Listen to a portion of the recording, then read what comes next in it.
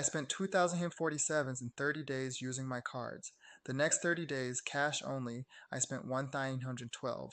Same life, same bills, same groceries, but I burned almost $1,000 less just by deleting Apple Pay and pulling paper out of an ATM. Let me show you exactly what broke. So here's the setup. For 60 days, I ran an experiment. First 30 days, I tracked every dollar like normal, tapping my phone, swiping my card, letting Amazon, DoorDash, and every subscription just auto-drain me. Then for the second 30 days, I deleted every payment app off my phone, locked my cards in a drawer, and pulled out a fixed amount of cash each week. No tapping, no one-click, no Apple Pay. And the numbers exposed something dark about how digital money is engineered to make you spend. Point 1, the pain of paying is real, and apps deliberately kill it. MIT did a study where they found people were willing to pay up to twice as much for the same item when using a credit card versus cash. Why?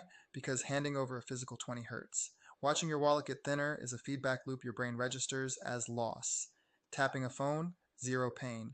The transaction is abstract, frictionless, invisible. Apple Pay and Google Pay aren't convenient by accident. That frictionlessness is the product. The action for you, even if you don't go full cash, start using cash for one category where you bleed money. For me, it was eating out. The moment I had to physically hand over $14 for a burrito, I started cooking. That one switch saved me $312 in a month. Point 2, subscriptions and auto pays are the silent killers, and cash forces an audit. When I went cash only, I couldn't pay for my subscriptions and physical bills, so I had to actually look at them. I found I was paying for 2 streaming services I hadn't opened in months, a $9.99 cloud storage plan I forgot existed, and a gym membership I'd replaced with home workouts. Total, $58 a month or $696 a year, evaporating because autopay made it invisible. Here's your move. Open your bank app right now and filter for recurring charges. Apps like Rocket Money, or even just your bank's recurring payment view, will surface them. Cancel anything you haven't touched in 30 days. You'll find at least one. Point 3, cash gives you a hard stop that digital never will. With a card, there's no wall. You hit your budget, the card keeps working, you keep spending, and you reconcile the damage later with that sick feeling. With cash, when the envelope's empty, you're done. It's a physical limit. I used the old school envelope method. Split my weekly cash into groceries, gas, fun, and misc. When the fun envelope was empty on a Thursday, I stayed home. That constraint didn't feel like deprivation, it felt like control. Here's the actionable version that doesn't require carrying cash forever.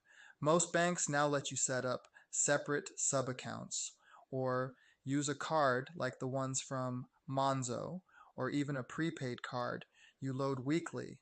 Load it with your spending money, and when it's zero, that's your wall. You get the digital convenience with the cash discipline. The big takeaway from 60 days, the problem was never my income, it was the friction. Digital payments removed the pain, the visibility, and the limit. The 3 things that naturally keep spending in check. Add even one of those back, and you'll spend less without feeling broke. I'm not telling you to live in 1995. I'm telling you to weaponize a little friction. If this gave you an edge, smash that like button. Subscribe to the Money Algorithm for your daily drop on AI, crypto, and finance. And drop a comment. What do you want me to break down next?